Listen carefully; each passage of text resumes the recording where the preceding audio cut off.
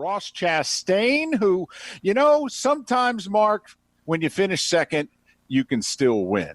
Because for those that don't know, Ross finished second in a thrilling Xfinity race at Pocono on Sunday, but by finishing second, won the Dash for Cash, and with it, $100,000. That the biggest payday you've ever had, Ross? Yes, absolutely, guys. Yes. But you back up a week or two, we actually had won another one. So that's the second one that we've picked up this year. So pretty crazy. I don't know how to describe it. That's heady stuff. It's heady stuff. Take us back to the race. David and I talked about it earlier this week in that David thought that last caution didn't help you at all. Talk about that, and then just talking coming out of the yellow of what you were trying to accomplish and what you were unable to against Briscoe's car. Yeah, I mean, we knew, well, earlier in the race, we were genuinely faster than Chase, and our strategy was to pit the least amount of time. So Pocono is a very large track, and you can pit if you're within about 10 or 11 seconds of the lead. You can pit and not go a lap down. When we were leading a good part of the race, I think we ended up leading about a third of it total. And I passed Chase earlier in the race and drove away. And he was kind of just, he was about fifth place. And they kept pitting and kept working on their car. And looking back at it, I think that they just made theirs better. And we just stayed the same and made ours a little better, but just not enough. And came down to the end there, and he was faster. He passed us, but a caution did come out to set up a green-white checker and a two-lap finish, and I was able to beat him on the restart. But as soon as we got to turn two, with Pocono being a three-turn triangle, massive 2.5 mile track, it got to turn two. That's where I struggled the most all day, and I was very loose, and Chase just had to barely nudge me, and I was out of his way, and he went on to win. But the last caution gave me a chance because he had already passed me once a few laps before, and we did all we could. I held my breath for that restart, and we beat him there, but couldn't hold on. You guys have been fast for a while now. What is this 5-6 week period of time just been like? Inactive for 2+ months and then racing more or as much as you ever have. I mean, and you've been very fast lately, Ross. All right. It just, sum up what this last 6 week period has been like, not for just you and Colleague Racing, but, just for all of you guys. Yeah, it's, I don't think that the break in our racing competition, the break that we took as we, everything got put on hold for the pandemic, I actually think it helped us internally at Colleague Racing. It was my crew chief, Bruce's first full-time season as a crew chief, and Alex Shantz as well, his first full-time season being a crew chief on the 11 car, our teammate. And it kind of let us all, just it was all virtual, but spend time talking for all those weeks of just Justin and I just talking through, trying to emphasize what we struggle with on the racetrack and relay that to them in ways that they could actually apply, not just saying I'm tight or I'm loose, like digging in and trying to make the cars better from our feel. And we've showed up. I don't think I ever want to practice again, to be honest, because we unload in the top 2 or 3. Like we're either the fastest or the second fastest car every week. And we haven't gotten a victory lane yet. That stinks. It's all about winning. We know that. Like racing and NASCAR is definitely all about winning, but life is all about winning and doing the best you can. So that's been tough, but we keep rattling off these top 5s and being in contention. We're going to get there. Well, there's no doubt with the way that you've been running. I'm just curious. Take us. You said before we started you're practicing. When's the last day you were not behind the wheel of a car? I mean, between racing darn near every day, if there's any practice at all, how busy, how hectic has this been? Well, the actual race weekends, once we get to the track, have been less busy, actually, just because we're not practicing, we're not qualifying. I'm running less cup races than in the last 2 years. We definitely took a step back on purpose from that to just focus on Xfinity and some truck races and do the Cup races when we can do them, as good as we can. There's going to be a few we'll run that, aren't going to be, all the greatest, but we had a shot to win the Daytona 500 with 2 laps to go. I made a move for the lead and crashed, learned a lot there, and we'll try to be better next time and not do that again. But, it's, right now I'm out. We raced in Pocono this weekend, and, on Saturday in the truck race, or we were supposed to, it got rained out. We raced Sunday morning and Sunday in the Xfinity car as well. I wanted to run the triple because that was the first time that all 3 NASCAR series were at the same track and racing on the same day. That's never been done before, but I got 2 of the 3. And but I'm out in Las Vegas right now with Team Chevy and their Spring Mountain racetrack out here outside of the city. And Ron Fellows, he's a great former race car driver, and he drove for Chevrolet for a long time. And he's got a track, and he teaches us basically how to turn right because we're NASCAR drivers, and I don't really know how to turn right that well. As odd as that sounds to say out loud, it's a struggle for me and other drivers as well. So we're brushing up on all of our road course skills this week ahead of our Indianapolis road course race at Indy this weekend. Well, and I was going to say Ron Fellows was a great road course driver, became a road course specialist at the end of his career. And how much road course racing have you done before you reached the level of the series, that you're at now? I'm guessing it's been very little. It is. I never did any road course racing growing up in Florida. My first time was actually in Canada in the truck series in 2013. So that was a steep learning curve. And then I've ran the Xfinity series we run 4 road course races a year for the last 4 years, I guess. So definitely still have a long ways to go, and driving for colleague racing now is a whole different, elevated platform of race car to race in. The cars, I've never led laps and ran up front at Pocono in years past in the Xfinity series, and our first race here with colleague, and here we are leading laps and finishing second. So, we expect the same stuff at the road course. I'm gonna, the weakest link is going to be me, but that's why I'm out here. Not much time at home these days, but just trying to be the best race car driver I can be. And Ron knows the real world stuff of what we're going to go through. He's done it. He's been there. He's succeeded. He's struggled. And so he can help. The physical side is important, and it's going to be key this weekend. It's going to be hot and physical inside the car, but the mental side as well, and keeping your race car on track. If I do that, I know that I'll have a good finish, no matter what our speed is. Did you like Pocono? Do you like Pocono? I really do. I genuinely do, and not just because we won there last year in the truck race and we finished second in Xfinity this year, but I really do. It's challenging. I'll be honest, it's a tough one, but I do enjoy it. Well, it's a track that is impossible in a way. There's no way your car or truck can be set up for all 3 turns because they're all different. I mean, at best you can nail 2 out of the 3. Like you said earlier, well, it was loose all day in turn 2. Isn't that kind of going in? We have to pick our poison, kind of like, okay, which turn is going to be our weakest link? It is.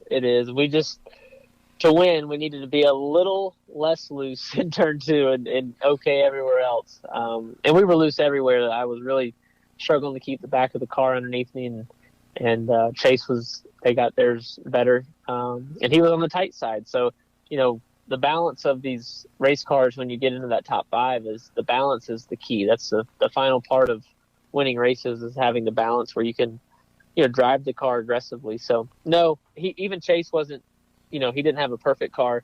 He was just a little less bad than we were. So, Ross, almost like the same question for Indy. You mentioned the mental part. When you're doing a road course, for someone, as you said, you're still getting used to it, particularly in a car like this. What's more important? Is the communication between you and the crew more important than ever on a road course? It is. Probably one of the more challenging parts that most people might not think about is that, you know, we turn off and go behind some trees or buildings at Indy. We're in the infield, and then part of it is on the oval. But we'll have several spotters.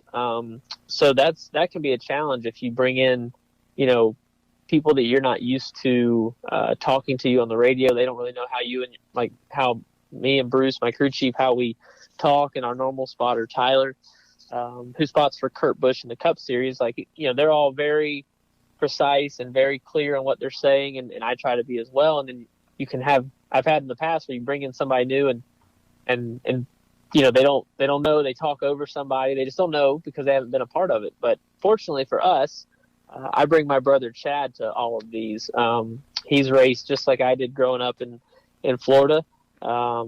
He's done some road course racing. He's raced at Sebring in our pro truck. They took them there a few times. He raced at Homestead on the road course. So he has a really good understanding of what I'm struggling with and how to relay that, and how to tell me, you know, inside, outside, left, and right. It's every weekend my spotters tell me if a car is inside or outside of me, that's left or right of me.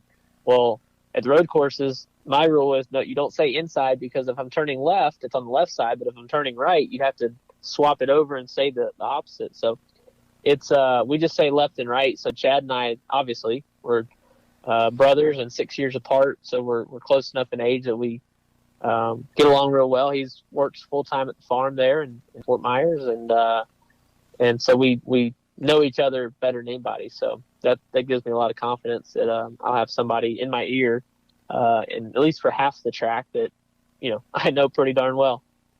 Ross Chastain, the proud watermelon farmer from Alva, kind enough to join us once again. Finished second this past Sunday at Pocono, up to third now in the Xfinity Series standings. We hadn't spoken to you since you got named as the replacement for Ryan Newman.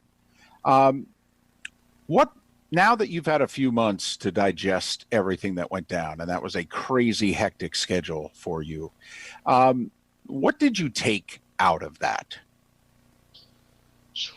A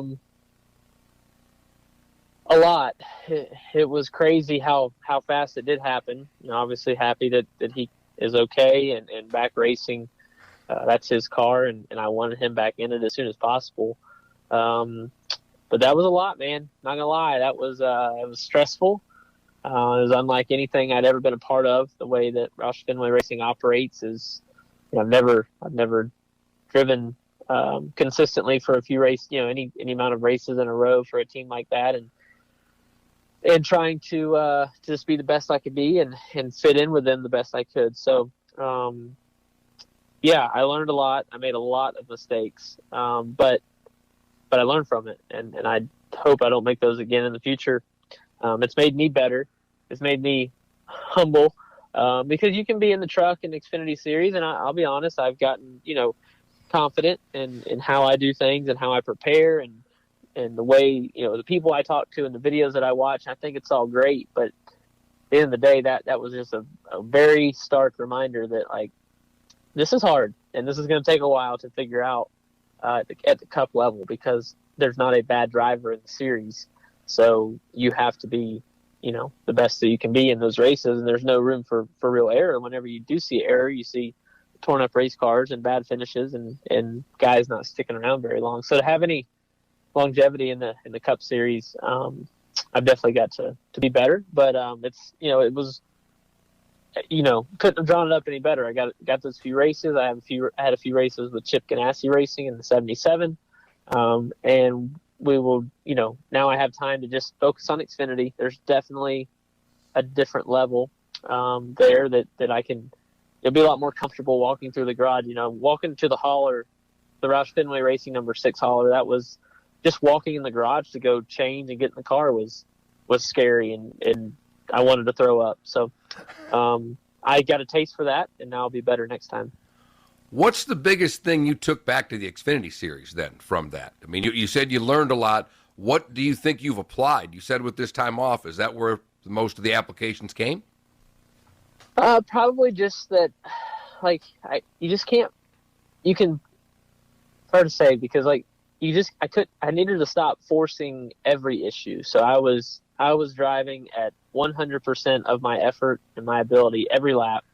And in the Cup Series, the races are so long, I couldn't uphold that 100% level the entire race, and I would make a mistake at some point in every one of the races.